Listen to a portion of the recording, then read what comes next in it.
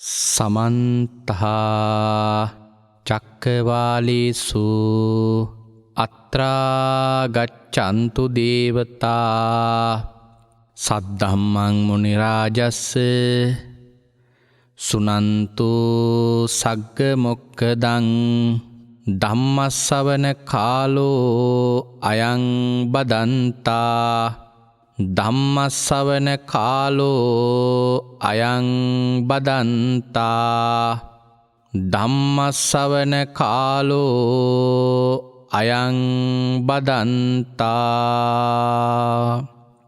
නමෝ තස්ස භගවතු අරහතෝ සබ්බ ධම්මේසු අප්පටිහත ඥානචාරස්ස දස බලදරස්ස චතුවේ සාරජ්‍ය විසරදස්ස සබ්බ සත්තුත්තමස්ස ධම්මිස්සරස්ස ධම්මරාජස්ස ධම්මත්සාමිස්ස තථාගතස්ස සබ්බඤුනෝ සම්මා සම්බුද්දස්ස.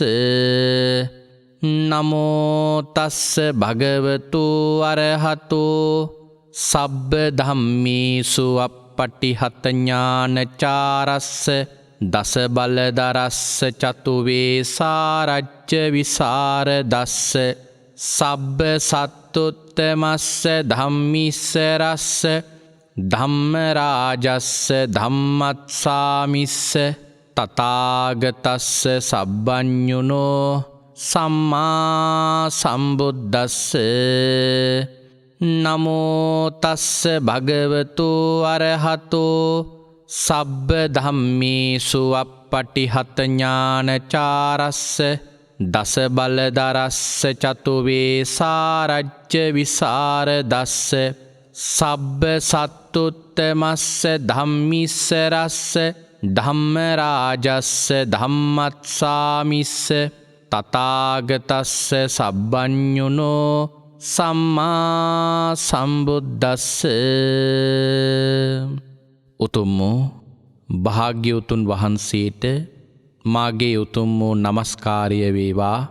ධම්මස්වාමී ලෝකස්වාමී භාග්‍යවතුන් වහන්සේට අයිති ධර්මයක් දේශනා කරන මේ වෙලාවේ මාගේ මොවින් වැරදි වචනයක් පිට නොවේවා, මිත්‍යා දෘෂ්ටික වචනයක් පිට නොවේවා, මගේ අදහසක් ධර්මයට විරුද්ධව පිට නොවේවා.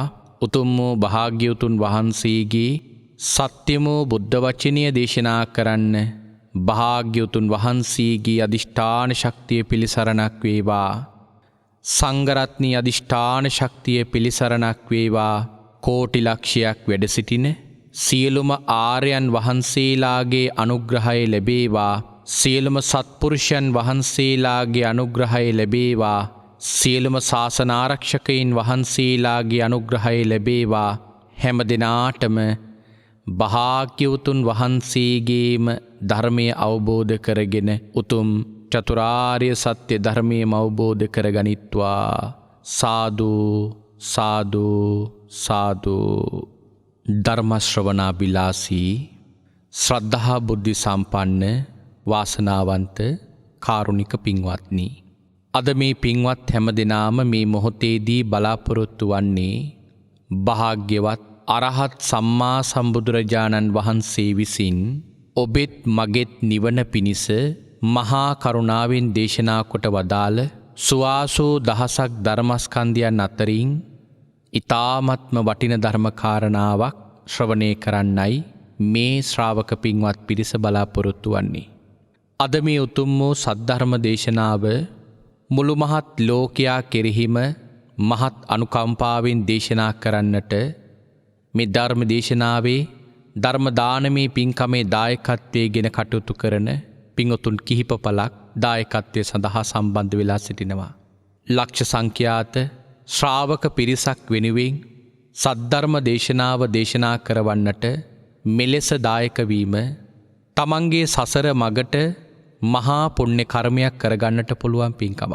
ඒ උතුම් අරමුණ මූලික කරගෙන අද මේ උතුම් දේශනාවේ දායකත්වයේ ගෙන කටයුතු කරනු ලබන්නේ බණ්ඩාරවිල අඹගහ කඳුරේ සිරිය නිවසෙහි පදිංචි හේමලතා මහත්මිය ඇතුළු පවුලේ පින්වත් පිරිස, තලංගම කොස්වත්තේ පදිංචි ඉන්ද්‍රාණි හෙට්ටිආරච්චි මහත්මිය ඇතුළු පවුලේ පින්වත් පිරිස, නාත්තණ්ඩිය අඹගහවාඩියේ පදිංචි එස්.එම්. ඩග්ලස් මහත්මයා සහ බී මාලිනී මහත්මිය ඇතුළු පවුලේ පින්වත් පිරිස කියන මේ පින්වත් පිරිසයි අද මේ දේශනාවේ දායකත්වයන් ගෙන කටයුතු කරනු ලබන්නේ. අපි මේ පින්වත් හැම දෙනාටම ධර්ම දේශනාව අවසානයේ මේ ධර්ම ශ්‍රවණයෙන් ළඟා කරගත්තා වූ පින් ඒ ඇත්තන්ට අපි අනුමෝදන් කරමු. එසේ පින් අනුමෝදන් කරවීමේ බලාපොරොත්තුවෙන් අපි මෙතෙන් සිට අදට නියමිත ධර්මානුශාසනාව ආරම්භ කරන්නටයි මේ මොහොතේදී බලාපොරොත්තු වන්නේ. අද ධර්ම දේශනාව සඳහා මා මාතෘකා කරගන්නට අදහස් කරගත්තා අංගුත්තර නිකායෙහි පළමුවෙනි පොතේ සඳහන් කරලා තිබෙන පලෝක කියන සූත්‍ර දේශනාව. අපේ භාග්‍යවතුන් වහන්සේ මේ මුළු මහත් ලෝකයා කිරිහිම අනුකම්පාවෙන් දේශනා කරපු වටිනා සූත්‍ර දේශනාව. කාල විපත්තියකට මුහුණ පාල සිටින ඔබටත් මටත් වඩාත්ම ප්‍රායෝගිකව දැනෙන ධර්ම දේශනාවක්. අපේ භාග්‍යවතුන් වහන්සේගේ ළඟට එක්තරා දවසක මහසල් කියලා බ්‍රාහ්මණ කුලයක බ්‍රාහ්මණෙක් භාග්‍යවතුන් වහන්සේ මුණ ගැහෙනවා. භාග්‍යවතුන් වහන්සේගේ ළඟට ඇවිල්ලා මේ බ්‍රාහ්මණයා භාග්‍යවතුන් වහන්සේගෙන් ප්‍රශ්නයක් අහනවා. ස්වාමීනි අතීතයේ මේ මහ පොළොවේ මේ පෘථුවියේ බොහෝ මිනිස්සු වාසය කරලා තියෙනව නේද? ඒ කාලේ කොච්චර මිනිස්සු වාසය කරලා තියෙනවද කියලා කියනවනම් උදාහරණයකින් දක්වනවා යම් ප්‍රදේශයක කුකුලෙක් වහලක් උඩකට නැග්ගොත් ඒ කුකුලා වහලවල් උඩින් ගිහිල්ලා තවත් ප්‍රදේශයකට යන්න පුළුවන්. අපි නිදර්ශනයක් ඇටියට හිතුවොත් කොළඹ පළාතෙන් කුකුලෙක් වහලක් උඩකට නගිනවා. කොළඹ පළාතෙන් වහලක් උඩකට නගින මේ කුකුලට වහලවල් උඩින්ම ගිහිල්ලා මාතර ප්‍රදේශයෙන් බහින්න පුළුවන්. ඒ තරම් ජනාවාස මේ ලෝකේ තිබිලා තියෙනවා. ඒකට කියනවා කුක්කුට සම්පාතික කියලා. මේ බ්‍රාහ්මණය අහනවා භාග්‍යවතුන් වහන්සේගෙන් ස්වාමීනි කෝ දැන් මේ මිනිස්සු? ස්වාමීනි මිනිසුන්ට මොනවද උනේ? ඇයි මේ මිනිස්සු දැන් නැත්තේ? භාග්‍යවතුන් වහන්සේ බ්‍රාහ්මණයට කියනවා බ්‍රාහ්මණය මේ ලෝකේ මිනිස්සු පිරිහෙනවන ආවුෂ අඩුවෙනවන ඒ හැම දේකටම හේතුව මිනිසුන්ගේ අකුසල්. චක්කවර්ති සීහනාද සූත්‍රයේ අග්ගඤ්ඤ සූත්‍රයේ වැනි සූත්‍රයන් වල පින්වත්නි අපේ භාග්‍යවතුන් වහන්සේ ඊටාම මැනවින් මේ කාරණාව විස්තර කරලා තිබෙනවා. අවුරුදු අසංඛ්‍ය ගණන් අවුරුදු 80000 ගණන් ආවුෂ තිබිච්ච මිනිසුන්ගේ ආවුෂ අඩුුනේ මොන වගේ කාරණාවක් නිසාද කියලා. අවුරුදු 80000ක් ආවුෂ තිබිච්ච මිනිසුන්ගේ ආවුෂ අද අවුරුදු 100 දක්වා අඩුුනීම මිනිසුන්ගේ කෙලෙස් මත. පින්වත්නි අපේ භාග්‍යවතුන් වහන්සේ මෙන්න මේ කියන්නා වූ කාරණාව භාග්‍යවතුන් වහන්සේ තාම මනාකොට විස්තර කරනවා මේ පලෝක සූත්‍රය හරහා. බ්‍රාහ්මණය මේ ලෝකේ මිනිසුන්ගේ යම් කෙලෙස් ධර්ම තුනක් බලවත් වුණොත් බ්‍රාහ්මණය මේ ලෝකේ මිනිසුන්ගේ ආයුෂ අඩු වෙලා මිනිසුන්ගේ පිරිහීමක් දකින්නට ලැබෙනවා. ආන් ඒ නිසයි බ්‍රාහ්මණය මේ තරම් හිටපු මිනිස්සු දැන් අඩු වෙලා තියෙන්නේ. මොනවද ඒ කෙලෙස් ධර්ම තුන? අධර්ම රාගයයි, විෂම ලෝභයයි, මිත්‍යා ධර්මයයි. මොකද මේ අධර්ම රාගය කියලා කියන්නේ? මේ කාරණාව චක්කවර්ති සීහනාද සූත්‍රයේ ආවුෂ අඩවීම කියන කොටසේ අට කතාවේ විස්තර කරලා තිබෙනවා මොනවද මේ ආවුෂ අඩුවීම කියන කාරණාව හැටියට දක්වලා තියෙන්නේ කියලා. අධර්ම රාගය කියලා කියන්නේ දැන් රාගය කියන එක පින්වත්නි මේ ලෝකේ පෘථග්ජන ඕනෑම කෙනෙකුගේ හිතේ උපදින්න පුළුවන් කාරණාවක්. නොඑක් මට්ටම් වලින් රාගය කියන කාරණාව මේ ලෝකේ මිනිසුන්ගේ සිත්වල නොඑක් ආකාරයට උපදින්න පුළුවන්. හැබැයි අධර්ම රාගය කියලා කියන්නේ පින්වත්නි රාගයේ තිබෙන්නා වූ භයානක පැති.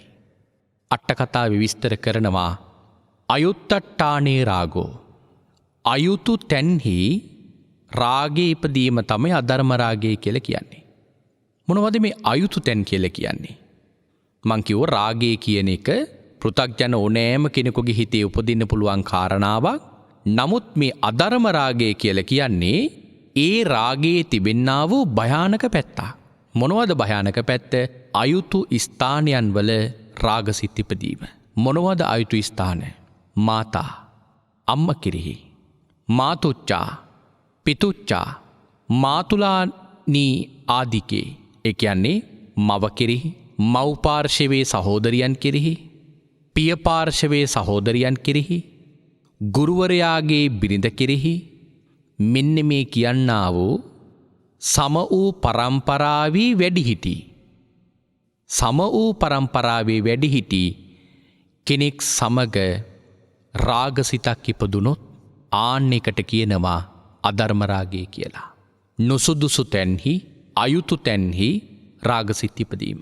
අපේ භාග්‍යවතුන් වහන්සේ බ්‍රාහ්මණයට කියනවා, පින්වත් බ්‍රාහ්මණය, මේ ලෝකයේ මෙන්න මේ කියන්නා වූ අධර්ම රාගය කියන ක්ලේශය වැඩි වශයෙන් බලවත් වුණාම, ඒ කියන්නේ බොහෝ පිරිස් මේ කෙලෙස් ධර්මය ක්‍රියාත්මක කරන්න පටන් ගත්තයින් පස්සේදී බ්‍රාහ්මණය මේ ලෝකයේ මිනිසුන්ගේ ආයුෂ අඩු වෙනවා.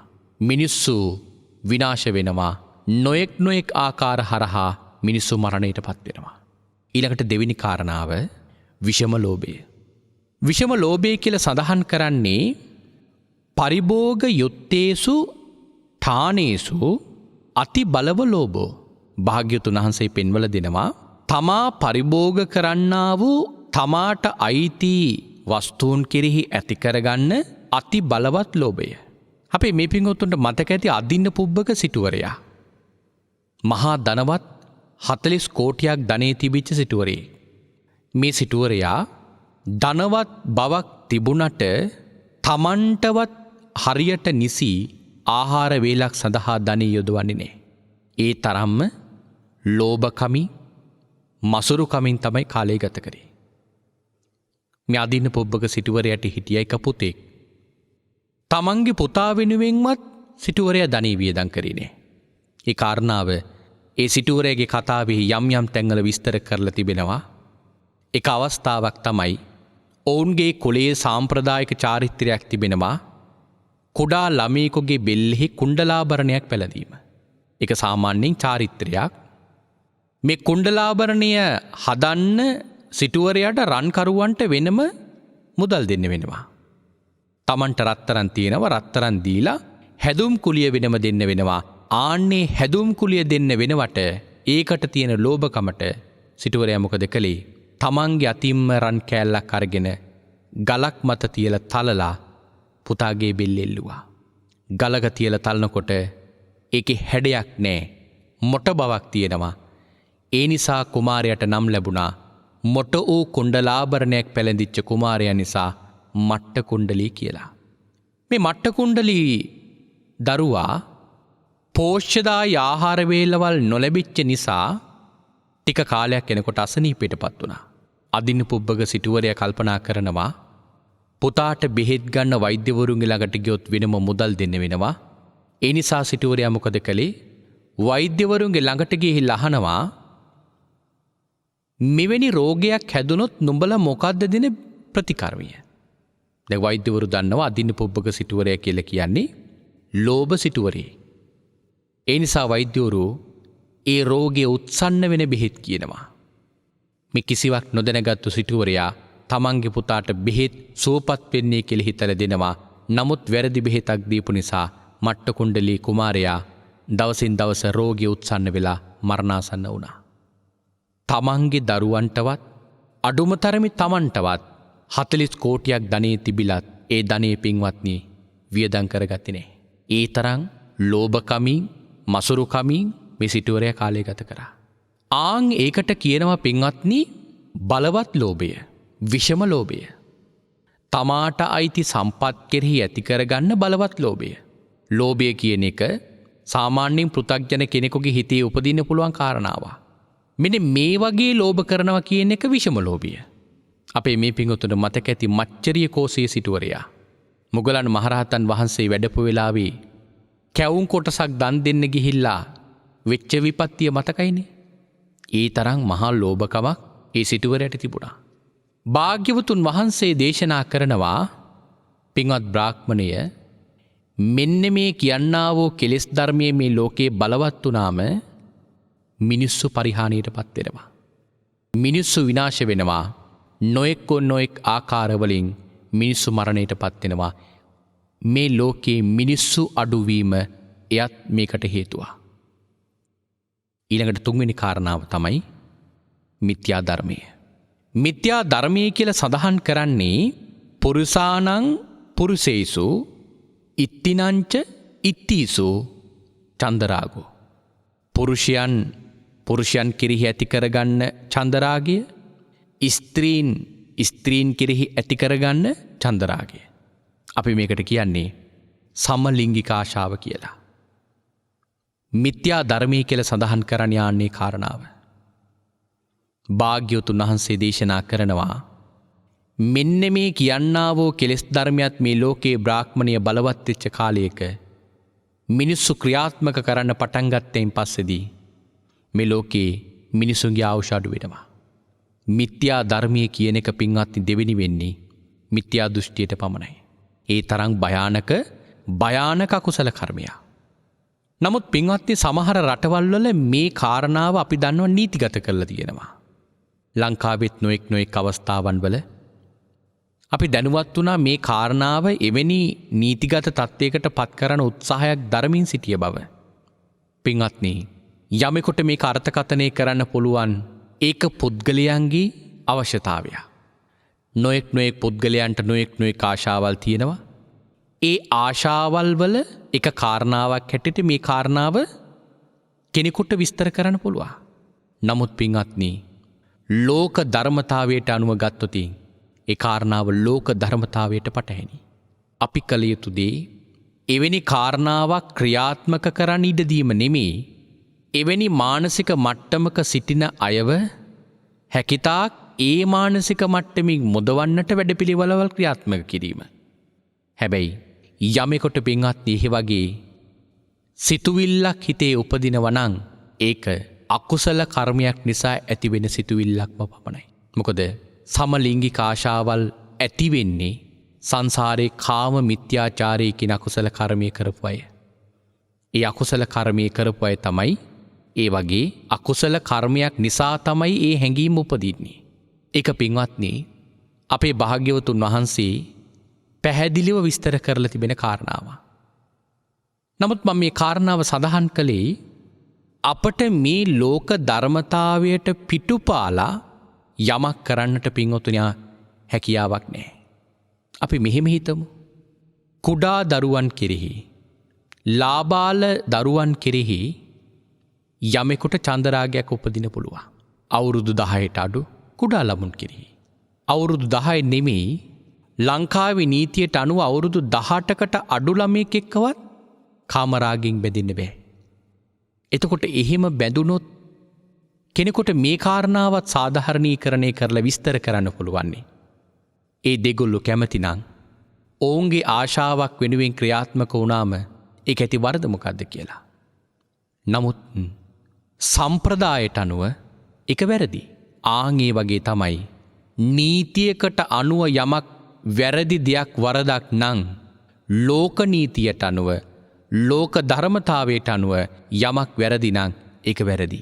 අපි ඒකෙන් කරන්නේ මේ පුද්ගලයාගේ හැඟීම් මේ පුද්ගලයාගේ ආශාවල් අපි ඒවට ඉඩදී යුතුයි කියලා ඒ කුඩා දරුවන් කෙරෙහි චන්දරාගය උපදින මිනිසුන්ට කුඩා දරුවන් යොමු කරවීම නෙමෙයි. අපි ඔවුන්ගේ මානසිකත්වයේ ඒන් මුදවන්න යම් පුනරුත්ථාපන වැනි වැඩසටහන් ක්‍රියාත්මක කරනවා. ආන්න ඒ වගේ මේ කියන්නා වූ කාරණාවත් මා දකින්නේ ඒ මිනිස්සුන්ගේ මානසික මට්ටම වෙනස් වෙන විදිහේ වැඩසටහන් ක්‍රියාත්මක කිරීම. හැබැයි මේ කාරණාව නීතිගත කරලා ඒක සාධාරණීකරණය කරන්න ගියොත් ඒක ලෝකේ විනාශයකට හේතු වෙන කාරණාවක් බවට පත් වෙනවා. අද අපි දන්නවා ලෝකේ කොයිතරම් භයානක දේවල් වලට අපි මුහුණ පාලා තියෙනවද කියලා.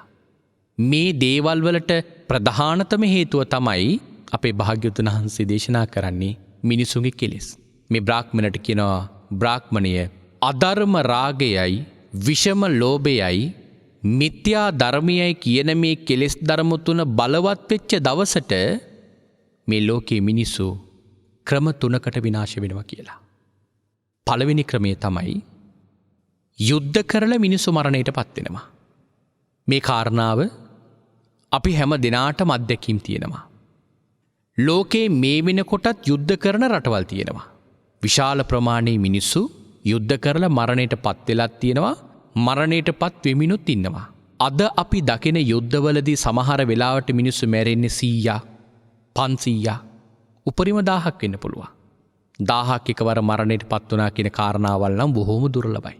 හැබැයි අතීතයේ තිබිච්ච යුද්ධ ගත්තොතින් ඒ යුද්ධ මීට වඩා පින්වත්නි භයානක යුද්ධ. ධර්මාශෝක මහරජතුමා අශෝක අධිරාජ්‍ය වෙලා ඉඳෙද්දී කරපු යුද්ධෙදී අපි මේ පිංගුතුන් හොයලා බලන්න කොච්චර මිනිස්සු ප්‍රමාණයක් මරණයට පත් වුණාද කියලා. කෝටි ගණනක් මිනිස්සු මරණයට පත් වෙලා තියෙනවා. දුටුගැමුණු මහරජතුමා එලාරත් එක්ක සටන් කරද්දී ඇති කරගත්තු යුද්ධෙදී කෝටි ගාණක් පින්වත්නි මිනිස්සු මරණයට පත් වෙලා තියෙනවා. අද අපි මේ දකින යුද්ධ ඇත්තටම යුද්ධද කියලා හිතෙනවා. ඒ කාලේ මිනිස්සු යුද්ධ කරද්දී මැරිච්ච ප්‍රමාණය දිහා දැක්කම භාග්‍යවතුන් වහන්සේ දේශනා කරනවා පින්වත් බ්‍රාහ්මණය මේ කෙලෙස් ධර්ම තුන බලවත් වෙනකොට මිනිස්සු යුද්ධ කරලා මරණයට පත් වෙනවා. ඒ ක්‍රමයෙන් මිනිස්සු විනාශ වෙලයි බ්‍රාහ්මණය අද මේ ලෝකෙ මිනිස්සු මේ තරම් අඩු වෙලා තියෙන්නේ. ඊළඟට දෙවෙනි කාරණාව තමයි දෙවිවරු වැස්සවස්සවන්නේ නැහැ. සුදුසු කාලේ සුදුසු විදියට දෙවිවරු වැස්ස ලබා දෙන්නේ නැති වෙනවා. එහෙම ඒ ආකාරයෙන්ුත් මිනිස්සු විනාශ භාවයට පත් වෙනවා. මොකද දෙවිවරු සුදුසු කාලේ වැස්ස ලබා දෙන්නේ නැති වෙනවා. වැස්ස නොලැබෙනකොට භෝග වගා කරගන්න බැරි වෙනවා. භෝග වගා කරගන්න බැරි වුණාම භෝගවල ඌනතාවයක් ඇති වෙනවා. භෝග නැති වුණෙන් පස්සේදී මිනිස්සු නොකානෝබී රෝගී තත්ත්වයන් වලට පත් වෙලා මරණයට පත් වෙනවා. ඔන්න මිනිස්සු විනාශ වෙන දෙවෙනි ක්‍රමය තමයි ඒ ක්‍රමය. මොකද මේ වැස්ස වහිනවා කියන කාරණාව පින්වත්නි සිද්ධ කරන්නේ දෙවිවරු. සංයුක්ත නිකායේ වලාහක සංයුක්තයේ සඳහන් කරලා තියෙනවා සීත වලාහක, උන්න වලාහක, අබ්බ වලාහක, වාත වලාහක, වැස්ස වලාහක කියලා මේ වලාහක කායික දෙවිවරු පිරිසක්. වැස්ස කියන්නේ දෙවි කෙනෙක් නෙමෙයි. නමුත් ඒ වැස්ස වස්සවන්නේ දෙවිවරු. අපේ ධර්මික කතාවක් සඳහන් කරනවා මේ වැස්ස වලාහක දෙවිවරු කොච්චර ඉක්මනකින් වැස්ස ලබා දෙනවද කියන කාරණාව ඉස්මතු වෙන කාරණාවක්. දවසක් එක්තරා හාමුදුරන් වහන්සේ නමක් වැඩ ඉන්න ආරාමයකට වැස්ස වලාහක දෙවි කෙනෙක් යනවා. හාමුදුරුවෝ අහනවා මේ දෙවියගෙන් නුඹලා නේද වැස්ස වස්සවන්නේ කියලා. එතකොට දෙවියා කියනවා ඔව්. ඒ වෙලාවේ හාමුදුරුවෝ කියනවා මට වස්සවල පෙන්වන්න පුළුවන්ද කියලා. මොකද ඒ වෙලාවේ වැහි වලාකුලක්වත් ගිගුරුම් හඬක්වත් අහසේ තිබිච්ච වෙලාවක් නෙවෙයි. පායලා අහසේ දැඩි අවුවක් තියෙන වෙලාවක්. වැස්සවලහක දෙවියෝ කියනවා ස්වාමීනි එහෙනම් ඔබ වහන්සේ කුටියට වඩින්න. වැස්සවලහක දෙවියෝ හාමුදුරුවෝ කුටියට වඩිනකන් ඉඳලා කුටියට වඩිනවාත් එක්කම ගාතාවක් කියලා අහසට ඇඟිල්ල දිගු කරනවා. ඒ මොහොතේම ගිගුරුම් හඬ සහිත මහා වර්ෂාවක් පතිත වෙනවා. හාමුදුරුවෝ තෙමිලයි කුටියට වැඩිය කියලා සඳහන් කරනවා. ඒතර බලන්න වැහි වලාකුලක්වත් නොපෙනෙච්ච මේ අහසෙන් ඒ තරම් ඉක්මනට වැස්සක් වැස්සුවේ වැස්සවලහක දෙවිවරු වස්සවන නිසා. නමුත් අපි සමහර වෙලාවට එවැනි දෙවිවරු විහිළුවට අරගෙන කොච්චර උපහාසාත්මකව කතා කරනවද? කවදාවත් පින්වත් එහෙම කරන්න එපා. මොකද ওই දෙවිවරු අතර සමහර දෙවිවරු ඉන්නවා මාර්ගඵලලාභී සෝවාන් ආදී මගඵල ලැබපු දෙවිවරු. උන්වහන්සේලාට අපි කල යුත්තේ පින් අනුමෝදන් කරන එක. ඒ වගේ ගත්තයින් පස්සේදී පින්වත්නි මේ මිනිස්සුන්ට වැස්ස ලබලා දෙන දෙවිවරු. එතකොට ඒ දෙවිවරු මිනිස්සුන්ගේ අකුසල කර්ම බලවත් වෙනකොට ඒ වැස්ස ලබා දෙන්නේ නැති වෙනවා. වැස්ස ලබා දෙන්නේ නැති වෙනකොට භෝග නැති වෙනවා. සමහර අවස්ථාවන් වලදී භෝග වගා කළත් ඒ භෝග නිසි ක්‍රමවේදයන් ඔස්සේ වැස්ස නොලැබීම ආදී දේවල් නොලැබීම නිසා ඔය සේතට්ටික වැනි රෝග ඇති වෙනවා. සේතට්ටික කියලා කියන්නේ මේ බීජයේ ඇතුලේ සාරය කෘමීන් අනුභව කරනවා. ඒ වගේ දේවල් නිසා ඒ බෝගත් විනාශ භාවයට පත්වෙනවා. මෙන්න මේ වගේ නොයෙක් අවස්ථාවන් වලදී මේ වගේ දුර්භික්ෂ ඇති වෙලා බ්‍රාහ්මණය මිනිසු මරණයට පත්වෙනවා. මොකක් නිසාද? අධර්ම රාගයයි විෂම ලෝභයයි මිත්‍යා ධර්මයයි කියන මේ කෙලෙස් ධර්ම තුන බලවත් වෙච්ච වෙලාවට. බ්‍රාහ්මණය තුන්වෙනි ආකාරයේ තමයි දෙවියන්ගේ සීමාව ඉක්ම වෙලා. දෙවිවරු සීමාව ඉක්ම වෙලා මනුෂ්‍යයන්ගේ පාලනය දෙවියන්ගේ අතට ගන්නවා. එතකොට පින්වත්නි මිනිසු නිකම්ම විනාශ භාවයට පත් වෙලා යනවා. පින්වත්නි මේ දෙවිවරු විශේෂයෙන්ම චාතුම් මහා රාජික දිව්‍ය ලෝකයයි තව්තිසා දිව්‍ය ලෝකයයි කියන මේ දිව්‍යතල දෙක මනුෂ්‍ය ලෝකයට බොහෝසීම සමීපයි.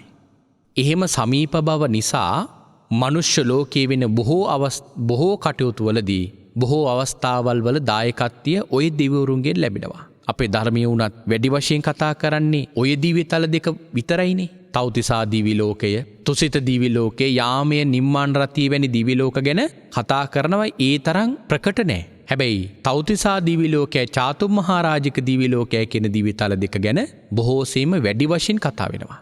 මොකද පින්වතුනි මේ අංගුත්තර නිකායේ තික නිපාතයේම තව සූත්‍රයක සඳහන් කරලා තියෙනවා මාසේ 8වක දවසේ චාතුම් මහා රාජික දිව්‍ය ලෝකේ සතරවරන් දෙවරුන්ට එක දෙවි කෙනෙකුට ඉන්නව පුත්තු 91ක්. අසීතින් දස ඒකෝච්ච කියලා සඳහන් කරලා තියෙනවා. එක පුතෙකුට කෝටි ගාණක් අමාත්‍යවරු ඉන්නවා. හැම මාසෙම 8වක දවසේ සතරවරන් දෙවරුන්ගේම මේ ළමයි ටික 364ක් ළමයි කෝටි ගාණක් අමාත්‍යවරුත් එක්ක මනුෂ්‍ය ලෝකෙට ඇවිල්ලා මනුෂ්‍ය ලෝකේ මිනිස්සු කරන හොඳ වැඩ නරක වැඩ සටහන් කරගෙන යනවා. හොඳ වැඩ කරන අය කවුද? නරක වැඩ කරන අය කවුද? එහෙම සටහන් කරගෙන යනවා. මොනවද මේ නරක වැඩ කියලා කියන්නේ? තෙරුවන් සරණ යන්නේ නැති, සිල්පද කඩන, දෙමව්පියන්ට සලකන්නේ නැති, වැඩිහිටියන්ට ගුරුවරුන්ට ගරු කරන්නේ නැති මෙන්න මේ පිරිසගේ ක්‍රියාවන් තමයි නරක වැඩි හැටියට හඳුන්වලා තියෙන්නේ. හොඳ වැඩ කියන්නේ ඒවා ක්‍රියාත්මක කරන අය. මේ වාර්තාව අරගෙන ගිහිල්ලා සතරවරන් දෙවිවරුන්ට මේ දෙවිවරු බාර දෙනවා. සතරවරන් දෙවිවරු නැවතත් 15ක දවසට කලින් දවසේ මනුෂ්‍ය ලෝකයට ඇවිල්ලා අර වාර්තාවේ නිවැරදි බව තහවුරු කරගෙන යනවා. ගිහිල්ලා 15ක දවසේ තව්තිසා දිව්‍ය ලෝකයේ ශක්‍ර දෙවියන්ට අයිති සුධර්මා දිව්‍ය සභාවට ගිහිල්ලා ශක්‍ර දෙවියන්ට මේ වාර්තාව බාර දෙනවා. ශක්‍ර දෙවියෝ ඒ වාර්තාව පිළිබඳ විමසනවා.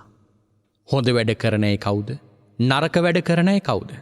හොඳ වැඩ කරන අය වැඩි වෙනවා නම් දෙවිවරු සතුටු වෙනවලු. මොකද දිව්‍ය ලෝකෙට දෙවිවරු වැඩි වෙනවා කියලා. නරක වැඩ කරන අය දැක්කම දුක් වෙනවලු. අසුරයෝ වැඩි වෙනවා, මිනිසු නිරයට යනවා කියලා. ඊළඟට ශක්‍ර දෙවියෝ මේ මොහොතේ නියෝග කරනවා හොඳ වැඩ කරන අයට උපකාර කරන්න. දිව්‍ය ලෝකෙ පින්වත්නි මනුෂ්‍ය ලෝකේ හොඳ වැඩ කරන අය ප්‍රකටයි. එහෙම කතාවක් සඳහන් කරනවා ලංකාවේ හිටිය සුළුගුළු කියලා උපාසකතුමේ. ඒ උපාසකතුමා ලංකාවේ නොයෙක් තැන්වල උපස්ථායක ශාලාවල් හදලා භික්ෂුන් වහන්සේලා උපස්ථායක ශාලාවල් වල තියාගෙන උපස්ථාන කරලා තියෙනවා. අද මේ පින්කම් දකින්න ලැබෙනවා හරි දුර්ලභයි. මොකද ඒ කාලේ භික්ෂුන් වහන්සේලා වැඩම කළේ පයි. පයින් උන්වහන්සේලා වැඩම කරද්දී ওই උපස්ථායක ශාලාවල් හදලා ඒ උපස්ථාන ශාලාවල් වල භික්ෂුන් වහන්සේලා වඩම්මවලා උපස්ථාන කරලා තියෙනවා. තෙල් සම්භාහණය කරලා තියෙනවා. පාදවල පාද දෝවණය කරලා පාදවල තෙල් සම්භාහණය කරලා හිස තෙල් සම්භාහණය කරලා රෝගී තත්ත්වයක් නැති වෙලා තිබෙනවා නම් ඒවාට ප්‍රතිකර්ම කරලා මෙන්න මේ වගේ පින්වත්නි උපස්ථාන කරලා තියෙනවා. මේ සුළුගුළු උපාසකතුමත් එහෙම උපස්ථායක ශාලාවල් හදලා නොයෙක් තැන්වල උපස්ථාන කරලා තියෙනවා. දවසක් එක්තරා රහතන් වහන්සේ නමකගේ පාදයන් දෙක සම්භාහණය කරද්දී උපාසකතුමාගෙන් අහන උපාසක දිවි ලෝකෙට ගිහිල්ලා තියෙනවද? නෑ ස්වාමීනි. යන්න කැමතිද? කැමැත්තක් තන් තියෙනවා. කොහොමද ස්වාමීනි මම යන්නේ? කියනවා එහෙනම් මම නුඹව එක්කරගෙන යන්නම් කියලා රහතන් වහන්සේගේ අනුභවයෙන් දිවි ලෝකෙට එක්කරගෙන යනවා. එක්කරගෙන ගිහිලා දැන් දිව්‍ය ලෝකෙව පෙන්නනවා. මේ තමයි සිළුමිණි සෑය. මේ තමයි ශක්‍ර දෙවියන්ගේ දිව්‍ය භවන. මේ තමයි ශක්‍ර දෙවියන්ගේ උයන. මේ තමයි ශක්‍ර දෙවියන්ගේ පොකුණ. මේ තමයි සක් දෙවිඳුන්. එහෙම හඳුන්වලා දෙනවා. ඒ වෙලාවේ ශක්දෙවිඳු කියනවා ස්වාමීනි මෙතුමා අපිව නොදැනගත්තට අපි නම් මෙතුමා ගැන දන්නවා. අද මේ දෙවිවරු මේ තරම් පිරලා මේ වටේ රැස් වෙලා ඉන්නේ ස්වාමීනි. සුළුගුළු උපාසකතුමා කියන්නේ කාටද කියලා බලන්න ඕන නිසා. ඒ මොකද උපාසකතුමා මනුෂ්‍ය ලෝකේ මේ වගේ පින් කරන කෙනෙක් කියලා මුළු දිවි ලෝකෙම ප්‍රසිද්ධයි. සමහර වෙලාවට අපි ළඟත් කෙලෙස් සිතක් තියෙනවා පින්කමක් කරලා නම සටහන් කරන්න. මේ මමයි මේ පින්කම කරේ කියලා. හැබැයි අපි අමුතුවෙන් බෝඩ් ගහගෙන නම් ලියා ගන්න අවශ්‍ය නැහැ. මනුෂ්‍ය ලෝකේ පින්කම කරනකොටම පින්වත්නි දිවි ලෝකික ප්‍රසිද්ධ වෙනවා. සුළුගුළු උපාසකතුමා මනුෂ්‍ය ලෝකයට ආවයින් පස්සේදී ශක්‍ර දෙවියෝ සුළුගුළු උපාසකතුමාගේ නමට සප්ත රත්නයන් පුරෝපු නැවක් එවනවා. ඒ වගේ දෙවිවරු පින්වතුනි හොඳ වැඩ කරන අයට උපකාර කරනවා. පින්වත්නි හොඳ වැඩ කරන කෙනෙක් ඉන්නවා නම් ඒ හොඳ වැඩ කරන කෙනාට දෙවිවරු උපකාර කරනවා. හැබැයි සමහර වෙලාවට ඒ කෙනා දන්නේ නැහැ මට මේ දෙවියන්ගෙන් ලැබිච්ච අනුග්‍රහයක් කියලා මේක. මොකද දෙවිවරු පින්වත්නි පේන්න උපකාර කරන්නේ නැහැ අපිට. අපට හිතෙන්නේ දෙවි කෙනෙක් පහළ වෙලා අපට උපකාර කරනවා ඇති කියලා. එහෙම වෙන්නේ නැහැ. දෙවිවරු අප්‍රකටව තමයි විල උපකාර කරන්නේ. සමහර වෙලාවට දෙවිවරු කරන දේවල් අපි ඇත්තටම දන්නේ මේ පොතපතේ සඳහන් කරලා තියෙන ප්‍රමාණය විතරයි. නමුත් ඒ කතාව සිද්ධ වෙච්ච වෙලාවේ දෙවියෙක් කියලා උපකාර කරා කියලා ඒ මොහොතේ ඉන්න අයවත් දන්නේ නැහැ. අපේ ධර්මාශෝක රජතුමා 84000ක් විහෙර විහාර හදලා ධාතුන් වහන්සේලා වඩම්වන්න කාශ්‍යප මහරහතන් වහන්සේ ධාතුන් වහන්සේලා තැන්පත් කරපු චෛත්‍ය ළඟට යනවා. අජාසත රජතුමත් එක්ක එකතු වෙලා චෛත්‍ය 7ක් ඇතුලේ තමයි ධාතුන් වහන්සේලා ද්‍රෝණ 7ක ධාතුන් වහන්සේලා තැන්පත් කරලා තිබුණේ. ඒ වෙලාවේ චෛත්‍ය 7ක් විවෘත කරගෙන යනවා. 7 වෙනි චෛත්‍ය අරගන්න බැරි වෙනවා. ශක්‍ර දෙවියන්ගේ ආරාධනාවෙන් විශ්වකර්ම දිව්‍ය පුත්‍රයා ධර්මාශෝක රජතුමාගේ ළඟට එනවා කාර්මිකයෙකුගේ ස්වරූපේ. ඇවිල්ලා ධර්මාශෝක රජතුමාගෙන් අහනවා ස්වාමීනි මම ඇරලා දෙන්නද දොර? රජතුමා කල්පනා කරනවා මගේ ළඟ දක්ෂ කාර්මික ශිල්පී ඉඳගෙන නුඹ කොහොමද අරින්නේ කියලා. රජතුමාට කියනවා ස්වාමීනි මට එක් අවස්ථාවක් තියෙනවා. විශ්වකර්ම දිව්‍ය පුත්‍රයා ඊතලයක් අරගෙන දොරේ එක්තරා සිදුරක් ළඟට විදිනවා. දොර විවර වෙනවා. පින්වත්නි ධර්මාශෝක රජතුමා දන්නෙත් නැහැ මේ ආවේ විශ්වකර්ම දිව්‍ය පුත්‍රයා කියලා. එතන හිටපු අනිකුත් පිරිස දන්නෙත් නැහැ මේ දොර ඇරලා දුන්නේ විශ්වකර්ම දිව්‍ය පුත්‍රයා කියලා. එතන ඉන්න අය ඔක්කොම හිතාගෙන ඉන්නේ මේ දොර ඇරලා දුන්නේ මේ වගේ කාර්මික ශිල්පියෙක් කියලා. අපි දන්නේ කොහොමද මේ විශ්වකර්ම දිව්‍ය පුත්‍රයා මේ දොර ඇරලා දුන්නේ කියලා? අපේ පොතපතේ සඳහන් වෙලා තියෙන නිසා. ඒ වගේ පින්වත්නි දෙවිවරු මමයි මේ උපකාර කරේ කියලා ප්‍රසිද්ධ වෙන්න කැමති නෑ. දෙවිවරුන් උපකාර කරන්නේ අප්‍රකටව. ප්‍රකටව උපකාර කරන්නේ නෑ. එනිසා අපට අපි යම් යම් දේවල් කරද්දී ඒ අපේ ශ්‍රද්ධාවේ වීරියේ දියුණුව මත ඒ කාරණාවට දෙවියන්ගේ අනුග්‍රහය ලැබෙනවා. නමුත් සමහර වෙලාවට අපට ඒක තේරෙන්නේ නැහැ මේක දෙවියන්ගෙන් ලැබිච්ච අනුග්‍රහයක් කියලා. හැබැයි කාන්තේම දෙවියන්ගේ අනුග්‍රහය යහපත් වැඩ කරන අයට ලැබෙනවා. අපි හිතමු ධාර්මිකව ව්‍යාපාරයක් කරන කෙනෙක් ඉන්නවා. එයාගේ ධාර්මිකකම දියුණුව නිසාම දෙවිවරු ඒ කෙනාට උපකාර කරන්න පුළුවන්. සමහර වෙලාවට තමන්ගේ ව්‍යාපාරයේ දියුණුව වෙනුවෙන් වැඩි ලාභ ලැබෙන ක්‍රමවේදයක් සැකසෙන්න පුළුවන්. අපි හිතමු කෑම කඩයක් කරන කෙනෙක්. බොහොම ධාර්මිකව මිනිසුන්ට අනුභව කරන්න පුළුවන් පිරිසුදු කෑම වේලක් ලබලා දෙනවා. හැබැයි සමහර වෙලාවට ලොකු ලාභ නැති වෙන්න පුළුවන්. නමුත් කරන ව්‍යාපාරය අවංක සිතින් කරනවා. මේක නිසා දෙවියන්ගේ අනුග්‍රහයක් ලැබෙන්න පුළුවන්. සමහර වෙලාවට ඒ පුද්ගලයාට ඒ පුද්ගලයාගේ දියුණුව නිසාම ඒ ආහාර ව්‍යාපාරයේ දියුණු කරගන්න විශාල ප්‍රමාණයකට ආහාර සපයන ස්ථානයක් මුණ ගැහෙන්න පුළුවන්. එතකොට නිකම්ම දියුණු වෙනවා. ආන්නේ වගේ දෙවිවරු පින්වත්නි අපට උපකාර කරනවා. හැබැයි මේ දෙවියන්ගේ අනුග්‍රහයක් කියලා අපට පේන්නේ නැහැ. ඊළඟට පින්වතුනි ඔය වගේම තමයි දෙවිවරු අපට දඬුවම් කරනවා. ජාතක පාළියේ සංකිච්ඡ ජාතකය කියලා ජාතකය සඳහන් කරනවා. අපේ මුගලන් මහරහතන් වහන්සේ එක්තරා ආත්ම භාවයක පිසවච්ච කියලා තාපසෙක් වෙලා උපදිනවා. රටේ රජතුමාගේ උයනේ තමයි මේ තාපසතුමා ජීවත් වන්නේ. දවසක් රජතුමාගේ ළඟ සේවය කරපු එක්තරා අන්තఃපුරවාසී කාන්තාවක් යම් වරදක් නිසා රජවාසලේ නිරපනවා. ඇය එන්නේ උයන මැදින්. එනකොට මේ තාපසතුමා මුණ ගැහෙනවා. ඒ කාලේ මිනිස්සුන්ගේ මතයක් තිබුණා මෙවැනි ශ්‍රමණයෙක් මුණ ගැහිම අසුබ ලකුණක් කියලා. ඒ නිසා ඒ කාන්තාව කලේ අසුබ දෙයක් දැක්ක කියලා හිතලා තාපසතුමා ගැඟට කෙල ගැසුවා. කාන්තාව නිවසට ගියා. පහෝදා ලිපියක් එනවා සේවයට වාර්තා කරන්න කියලා. ටික දවසක් යනකොට රජවාසලේ හිටපු පොරෝහිතවරයෙකුගේ යම් වරදක් නිසා රැකියාව අහිමි වෙනවා. පොරෝහිතතුමා ගෙදර ගිහලා කල්පනා කරනවා අන්තఃපුර කාන්තාවකටත් මේ වගේ වරදක් නිසා නැවත රස්සාව ලැබුණා. ඇය කොහොමද රස්සාව ගත්ති කියලා හොයාගෙන ගිහින් බලනකොට කියනවා මම නම් දන්නේ නැහැ. හැබැයි එදා යද්දි මෙහෙම අහඹු සිද්ධියක් වුණා. ඒක නිසාද දන්නේ නැහැ මට මේ රස්සාව ලැබුණේ.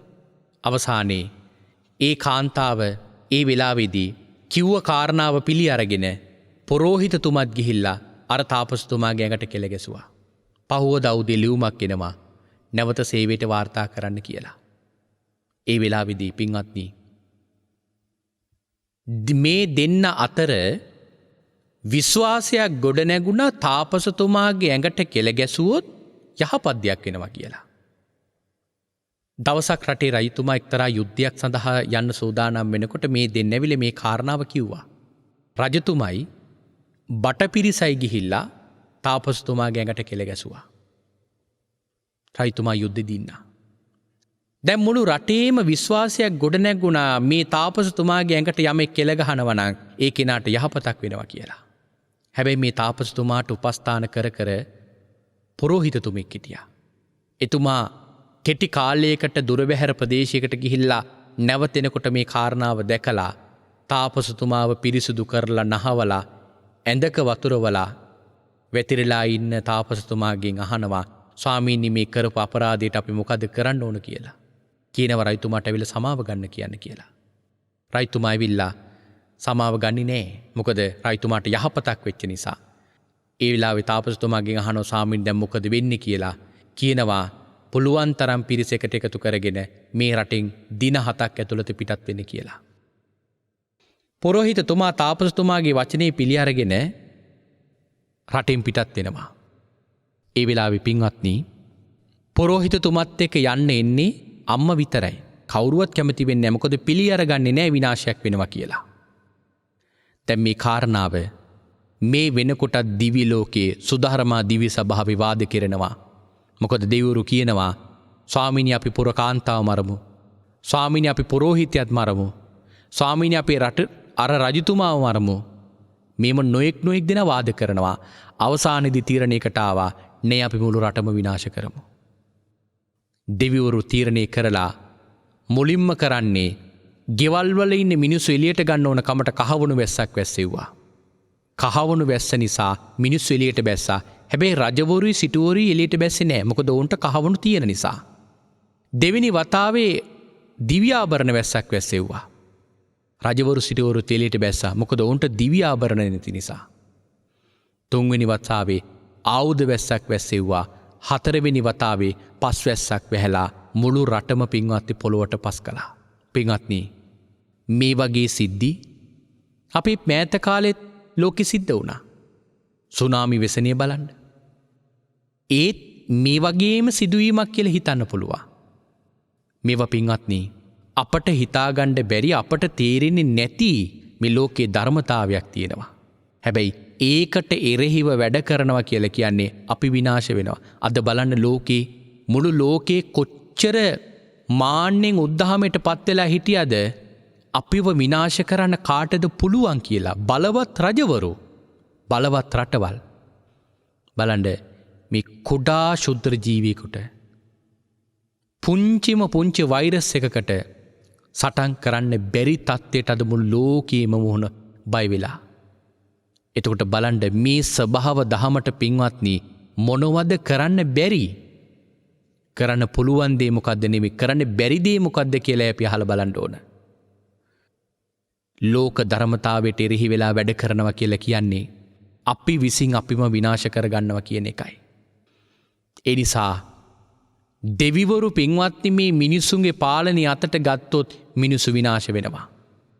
කාශ්‍යප භාග්‍යවතුන් වහන්සේගේ ශාසනයේ කාශ්‍යප භාග්‍යවතුන් වහන්සේ පිරිනිවන් පෑවෙන් පස්සේදී ටික කාලයක් යනකොට මේ ශාසනයේ දුසිල්වතුන් බලවත් වෙන පටන් ගත්තා. ශාසනයේ පිරිහීමක් දකිනකොට ශක්‍ර දෙවියෝ මාතලේ දිව්‍ය පුත්‍රයාව දරුණු බල්ලෙක් හැටියට මවාගෙන රටට එනවා. මනුෂ්‍ය ලෝකෙට ඇවිල්ලා මේ බල්ලත් එක්ක ගමන් කරන මිනිස්සු බයට පත් වෙනවා. මොකද බල්ලගේ දතක් ගත්තොත් කෙසෙල් ගෙඩියක් තරම් විශාලයි. දරුණු බල්ලෙක්. මේ බල්ලා පින්වත්නි රජතුමාගේ රාජධානියට ඇතුල් වෙනවා. රජතුමාගේ ළඟට ගිහිල්ලා ඉන්නකොට ශක්‍ර දෙවියන්ගෙන් රජතුමා අහනවා බල්ලට මොනවද ඕන? කියන බඩගිනි වෙලයි මේ අඬන්නේ. එතකොට රජතුමා මුළු රාජවාසලේ තිබිච්ච ඔක්කොම කෑම ටික ගෙනත් දෙනවා. හරියට එක බිග් බත් පිඟානකට තරම් ප්‍රමාණවත්. ඒ වෙලාවේ රජතුමා අහනවා මොනවද දැන් මේ අවශ්‍ය වෙලා කෑ ගහන්නේ? ඒ වෙලාවේ ඒ මිනිසයා කියනවා දුසිල්වතුන් කන්න කැමතියි කියලා. මොකද භික්ෂු භික්ෂුණී උපාසක උපාසිකා කියන සිව්වණක් පිරිසක්ම පින්වත්නි ඒ කාලේ දුසිල්වත් වෙලා හිටියා. 21 අනේසනියම කරන භික්ෂුන් වහන්සේලා හිටියා.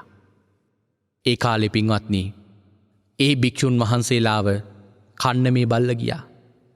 භික්ෂුණීන් වහන්සේලාව කන්න මේ බල්ල ගියා. උපාසකයෝ කන්න ගියා. උපාසිකාවෝ කන්න ගියා. 21 අනේසනිය කියලා කොටසක් තියෙනවා අපේ ධර්මයේ. මෙන්න මේ විදියට ඒ බල්ලා රට පුරාම නොයෙක් තැන්වල යනකොට අර දුසිල්වතුන් සිල්වතුන් වෙන පටන් ගත්තා. ඒ කාරණාව නිසාම පින්වත්නි ඒ කාලේ අවුරුදු 1000ක් යනකම් කාශ්‍යප භාග්‍යවතුන් වහන්සේගේ ශාසනය දියුණු මට්ටමට තිබිලා තියෙනවා. ඉතින් ඒ වගේ ගත්තම ලෝකේ පින්වත්නි මේ වගේ වෙසනයන් මේ වගේ දේවල් වලින් මේ මිනිසුන්ට පෙන්වන්නේ මොකද්ද? බලන්න මෙච්චර දියුණු ලෝකයක් වෙනත් ග්‍රහලෝක තරණය කරන්න පුළුවන් යන්ත්‍ර සූත්‍ර හදපු ලෝකයකට අදටත් බැරි වෙලා තිබෙනවා මේ රෝගයට ප්‍රතිකර්මයක් හොයාගන්න. ඉතින් හොයාගන්න පුළුවන් වුණා නම් මෙච්චර වෙලා ඉන්නේ නෑ. මොකද බලවත් රජවරුන්ට පවා අද මේ රෝගය වැළඳමින් පවතිනවා. ඒ නිසා පින්වත්නි මේ රෝගයට ප්‍රතිකර්මයක් තිබුණා නම් ඔවුන් මේ වෙනකම් ප්‍රමාද වෙන්නේ නෑ. ඒක හැම කෙනෙකුටම ලබලා දීලා අවසන් කරනවා. නමුත් ඔවුනුත් අද අසරණ වෙලා තියෙනවා. කාර්ය බහුල වෙච්ච මේ මනුෂ්‍ය ලෝකය බලන්ඩ විවේකයක් දුන්නු හැටි. මේකෙන් පෙන්වුවේ මොකද්ද? මිනිසුන්ට තමන්ගේ ගැන හිතන්න. තමන්ගේ ප්‍රතිපදාව ගැන මෙනෙහි කරන්න. ඉතින් මම මේ කාරණාව සඳහන් කළේ ඒ වගේ පින්වත් මේ දෙවිවරු අධර්මරාගය, විෂමලෝභය, මිත්‍යා ධර්මයේ කියන මේ කෙලෙස් ධර්ම බලවත් වෙනකොට මේ මිනිස්සු පින්වත්නි මෙන්න මේ ක්‍රම තුනට යුද්ධ කරලා දෙවිවරු වැස ලබා දෙන්නේ නැතුව රෝගී වෙලා එහෙම නැත්නම් දෙවිවරු සීමාව ඉක්මවලා මිනිස්සුන්ගේ පාලනය අතට අරගෙන විනාශ කරන්න පුළුවන්. මෙන්න මේ ක්‍රමවලට මිනිස්සු මරණයටපත් වෙන්න පුළුවන්. භාග්‍යතුන් වහන්සේ කියනවා මේ මහසල් කුලයේ බ්‍රාහ්මණය මෙන්න මේ දේවල් නිසා තමයි මිනිස්සු මේ විදිහට අඩු වෙලා තියෙන්නේ. එහෙමනම් ප්‍රායෝගිකව මේ කාලයට කාලානුරූපීව තේරුම් කරගන්නට පුළුවන් වටිනා දහමක් හැටියට මේ පලෝක සූත්‍රය හඳුන්වන්නට පුළුවන්. එහෙමනම් කාල වේලාව තවසන් වෙලා තිබෙන නිසා අපි දේශනාව නිමාවට පත් කරන්නේ සූදානම් වන්නේ. එමනම් හැම කෙනාම අවබෝධ කරගන්න ලෝක ධර්මතාවයට විරුද්ධ වෙලා කටයුතු කරන්න උත්සාහ කරන්න එපා. මොකද ලෝක ධර්මතාවය දඬුවම් දෙන පටන් ගත්තොත් ඒ දඬුවමට සාධාරණයක් ඉටු කරන්න මේ ලෝකේ කාටවත් බෑ. දඬුවමට සාධාරණයක් ඉටු වෙන්නට නම් අපි ධාර්මික විය යුතුමයි. එහෙමනම් නිරන්තරයෙන්ම සිල් රකින්න, නිරන්තරයෙන්ම තෙරුවන් සරණ ගියපු ශ්‍රද්ධාවන්ත පිරිසක් බවට පත්වන්නට ශ්‍රාවක ඔබ හැම දිනාටම හැකියාව ලැබේවා කියලා අපි මේ මොහොතේ ප්‍රාර්ථනා කරනවා. එමනම් අද දවසේ මේ උතුම් සද්ධර්ම දේශනාව මුළු මහත් ලෝකයා කිරීම අනුකම්පාවෙන් ධර්ම දානමේ පින්කම සඳහා දායකත්වයන් දරන පින්වත් කිහිප පළක් ඉන්නවා. අපි දන්නවා ලංකාවේ මේ වෙනකොට මේ වසන්තගතකාරී තත්ත්වය නිසා බොහෝ දෙනෙකුට අද පින්කමක් කරගන්න බැරි තත්ත්වයක් උදා වෙලා තියෙනවා. කෙනෙක් මැරුණට 7 දවසේ දන් දෙන්න බෑ, බණ කියන්න බෑ. 3 මාසේ බණ කියන්න බෑ, අවුරුද්දේ බණ කියන්න බෑ, පින්කම් කරගන්න බෑ. යටත් පිරිසින් පොහොය වැඩසටහනක්වත් අපිට කරගන්න බැරි වුණා. නමුත් ඔබට මම හිතනවා ඒ තරමටම අසරණ භාවයට පත් වෙලා නැහැ. මොකද net නාලිකාව හැමදාම ඔබ වෙනුවෙන් ඔබේ දුකට කන් දීලා ඔබ වෙනුවෙන් සමාජ සේවයක්, ශාසනික සේවයක් කරන යහපත් නාලිකාවක්. ඉතින් ඔබට පුළුවන් තමන්ගේ 7 දවසේ ධර්ම දේශනාව ගෙදර පැවැත්වුවත් සුළු පිරිසයි සම්බන්ධ වන්නේ. 3 මාසේ ධර්ම දේශනාව නිවසක පැවැත්වුවත් පන්සලක පැවැත්වුවත් සුළු පිරිසයි සම්බන්ධ වන්නේ. නමුත් මේ net නාලිකාවේ ධර්ම ශ්‍රවණය කරන ශ්‍රාවක පිරිස ලංකාවේ පමණක් නෙවෙයි ලෝකයේ බොහෝ රටවල් වල ඉන්නවා. ලක්ෂ සංඛ්‍යාත පිරිසක් මේ දේශනාවල් ශ්‍රවණය කරනවා. ඔබට පුළුවන් එවන් පිරිසකට ධර්ම ශ්‍රවණය කරන්නට අවස්ථාව උදා කරලා දීලා ඒ සද්ධර්ම දානමේ පින්කමට දායකත්වයේ දරමින් ඔබේ නමින් මිය ගිය ඒ පින්වත් පිරිසට පින් අනුමෝදන් කරන්න. මං හිතනවා ඒක මේ කාලේ ඔබ පින්කම් පැත්තෙන් අසරණ භාවයට පත් වෙන්නේ නැතුව කරගන්නට පුළුවන් පින්කමක් කියලා. ඉතින් ඒ අරමුණ මූලික කරගෙන අදත් මේ උතුම් සද්ධර්ම දේශනාවට දායකත්වයේගෙන කටයුතු කරනු ලබන්නේ බණ්ඩාරවෙල අඹගහ කඳුරේ සිරි නිවසෙහි පදිංචි හේමලතා මහත්මිය ඇතුළු පවුලේ පින්වන්ත පිරිස. ඒ ඇත්තන් බලාපොරොත්තු වෙනවා මැයි මාස 5 වන දින 85 වන ජන්මදිනය සැමරූ ඒ ජේන්නෝනා ආදරණීය මෑණියන්ට නිදුක් නිරෝගී සුවය ප්‍රාර්ථනා කිරීම. ඒ මෑණියන්ට අපි මේ මොහොතේ නිදුක් භාවයේ නිරෝගී භාවයේ සැලසේවා, කායික මානසික සුවපත් භාවය සැලසේවා කියලා අපි මේ මොහොතේ ප්‍රාර්ථනා කරනවා. ඒ වගේම නමි මිය පරලෝකීය ආර්.එම්. මුතුබණ්ඩා ආදරණීය පියාණන්ටත්, ඒ වගේම ආර්.එම්. සිරිසේන සොහොයුරාටත්, ආර්.එම්. ජයවික්‍රම සොහොයුරාටත්, සමුදිතා හේෂානි විජේකෝන් දියණියටත් පින් අනුමෝදන් කරන්නට බලාපොරොත්තු වෙනවා. ඒ මිය පරලෝකීය ඒ ඇත්තන් හැම දිනාටම මේ පින් අනුමෝදන් වේවා. ඒ හැම දිනාගේම පරලෝකීගාමී ජීවිතය සුවපත් වේවා. ප්‍රාර්ථනා කරන බෝධියකින් උතුම් චතුරාර්ය සත්‍ය ධර්මය අවබෝධ වේවායි අපි මේ මොහොතේ සාදු සිතින් පින් අනුමෝදන් කරමු. ඒ වගේම R M. Gunasena, R M. Thilakaratne, R M. Wijeratne, R M. Wimalaratne, Wijekoon, Lalitha Hemalatha සහ චතුර විජේකෝන් කියන මෙන්න මේ මුණුපුරන් ඇතුළු ඒ දායකත්වයේ සඳහා සම්බන්ධ වූ හැම දිනාටම මේ මොහොතේ පුණ්‍යානුමෝදනා කරන්නට බලාපොරොත්තු වෙනවා. එමනම් දායක වුණු හේමලතා මහත්මිය ඇතුළු ඒ පින්වන්ත හැම දිනාටම නිදුක් නිරෝගී දීර්ඝායුෂයේ සැලසේවා. සසර සුවපත් වීම පිණිස උතුම් චතුසත්‍ය අවබෝධයේ පිණිස මේ පින් පාරමිතාවක් වේවා කියලා ප්‍රාර්ථනා කරනවා. ඒ වගේම තවත් දායකත්වයක් දරනවා තලංගම කොස්වත්තේ පදිංචි ඉන්ද්‍රාණි හෙට්ටිආරච්චි මහත්මියගේ මීට වසර 31කට පෙර පරලෝ සැපත් රවින්ද්‍ර හෙට්ටිආරච්චි මහතා සුජීවත්ව සිටියනම් මෙහි 15 වන දිනට ජන්මදිනය යෙදෙන්නේ. ඉතින් එතුමාට පින් අනුමෝදන් කරලා මේ මොහොතේ පින් අනුමෝදන් කරමින් මේ දේශනාවේ දායකත්වයේ දරන්නේ.